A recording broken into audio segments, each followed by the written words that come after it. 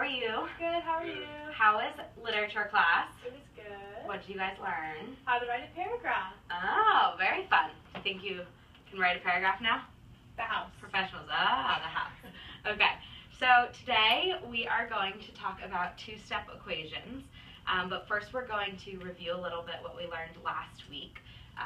And so because that will help us with what we're learning today. So who can tell me an example of an equation that we worked with last week? Christine? 4x equals 8. Great. So how do we solve equations like this? Yeah?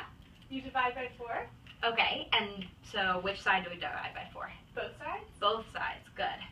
Because we always want to make sure that when we're doing an equation that we keep the equal sign so that it is true. Because if we do something to one side and not the other, then we are not making it be equal to each other. So then we end up with x is equal to 2. Great. So can I get one more example? Christine? X plus 3 equals 4. X plus 3 equals 4. And so what do we do when there's addition? Yeah? You subtract by 3. 2. Both sides. Both sides. Good. So and minus 3.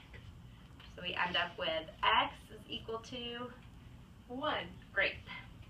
So the only difference for what we're going to do today is that there are going to be 2 different steps to get us to make x stand by itself. So I'm going to start with this example. 4x minus 3 is equal to 9. So who has an idea of how we approach a problem like this? Yes? You divide by 4. Divide both sides by 4. Okay, so that is, we can do that, but there's a way to make it a little bit easier. So what, is there another way? Yeah? Add 3. Add 3, good. Both sides. On both sides, great.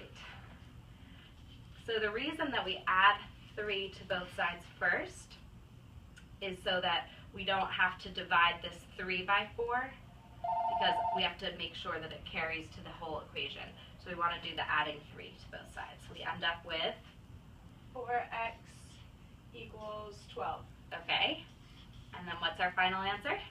Or what do we do next? Divide by 4. Then we divide by 4. Divided by 4. And we end up with x is equal to 3. Great.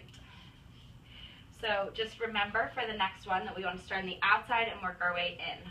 So away from x. So we'll do one more example. So if we work away from x, what's the first thing we do?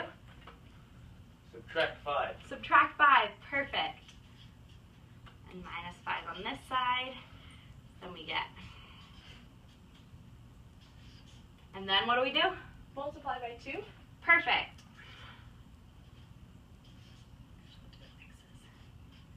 We get x is equal to 1. 2 4. times 2 is 4. Great. Good job. So we're going to be doing a lot more examples of these over the next couple of days, but I just wanted to get started with it today. But before we leave for math class today, I want to teach you guys a little chant that will help you remember how to solve two-step equations in the future. So I'm going to sing it first, and then I'll go through it with you guys, and then we'll do it together. Are you ready? Ready. Okay.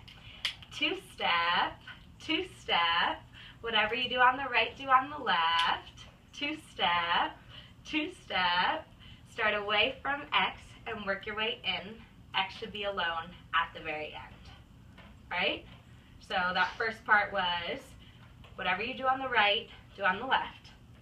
Okay? And then the last part is start away from x and work your way in.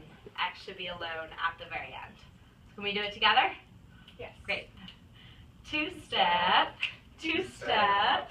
Whatever you do on the right, do on the left. Two-step, two-step.